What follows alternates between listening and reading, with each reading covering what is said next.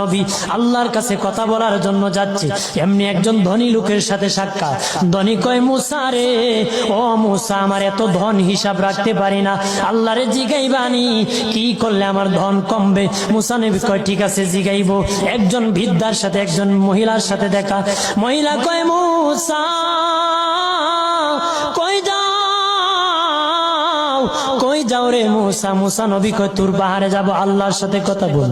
মুসা রে, আল্লাহরে জিগাইবানি, আমি গরিব মানুষ, আমি ভালো কিছু কিনতে পারি না, ছেলে মেয়েকে ভালো কিছু খাওয়াইতে পারি না, ভাঙ্গা গোর, এত গরিব, ভালো করে ঘর বানাইতে পারি না, আল্লাহরে জিগাইবানি কি করলে আমার উন্নতি হবে, ধনী হব, টাকা পয়সা হবে, আল্লাহরে জিগাইবানি।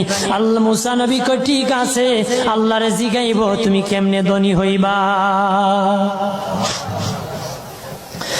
আল্লাহ নবী মুসা নবী তিন রাস্তার মোড়ে যা দেখে একটা লোক বসে আছে, তার দুই হাত নাই, দুই পা নাই, দুই হাত নাই, দুই পা নাই।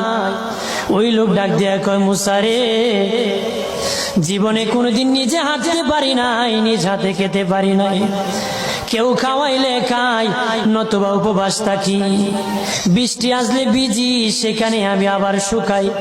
ও মুসা, জীবনে কোনো কাজে দুনিয়ার লাগি নাই, আল্লাহরে জিগাইবানি কোন কারণে আমারে বানাইছে?